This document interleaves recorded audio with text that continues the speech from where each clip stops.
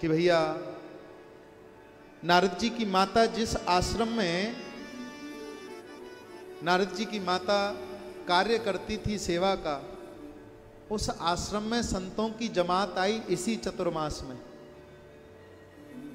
और महाराज जी जैसा संतों से सुना है कि वो जमात किसी और की नहीं, स्वयं सनकादिक ऋषि ही जमात लेकर के वहां पधारे। संतों का संग मिलता रहा।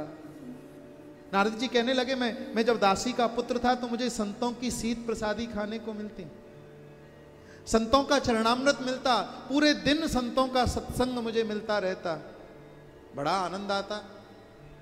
पर जैसे ही चतुर्मास पूरा हुआ तो संत जब जाने लगे तो मेरे मन में पीड़ा होने लगी।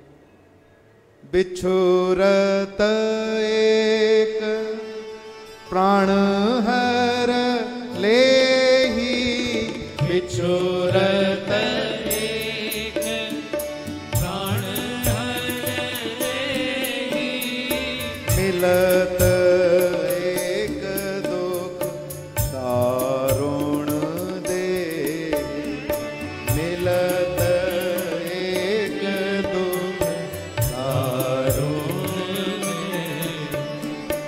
अब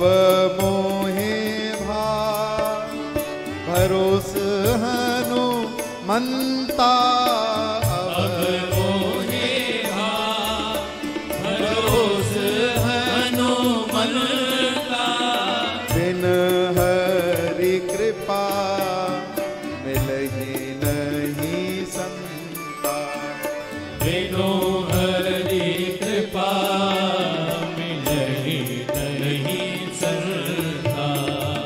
सात मोहे मैं जग देखा, सातव मोहे मैं जग देखा, मोते अधिक संत कर लेखा, मोते अधिक संत कर लेखा। कहां तक संत महिमा, संत मिलन की महिमा को कहां तक गाएं भैया।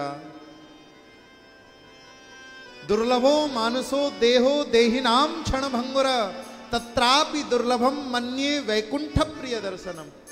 वैकुंठ प्रिय दर्शनम का अर्थ, वैकुंठ प्रिय दर्शनम का तात्पर्य है, वैकुंठ कहते हैं वैकुंठनाथ भगवान को, श्री गोलोक बिहारिणी बिहारी जी सरकार को, श्री साकेत बिहारिणी बिहारी जी सरकार को, और उन वैकुंठनाथ के प्रिय संत जनों का दर्शन इस संसार में बड़ा दुर्लभ है।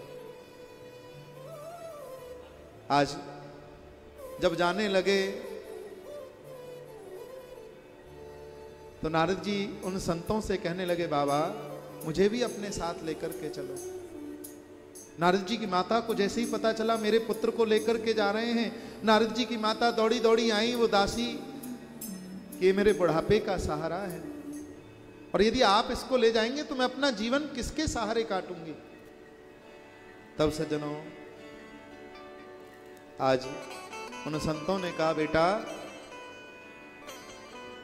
मातृदेवो भवः, पितृदेवो भवः, आचार्य देवो भवः। माता पिता की सेवा करना ही इस संसार में सबसे बड़ा भजन कहा गया है। और जब तुम माता पिता की सेवा से ऋण हो जाओ तब खूब वन में जाकर के भजन करना। उपदेश देकर के चले गए। ओम नमो भगवते वासुदेवाय।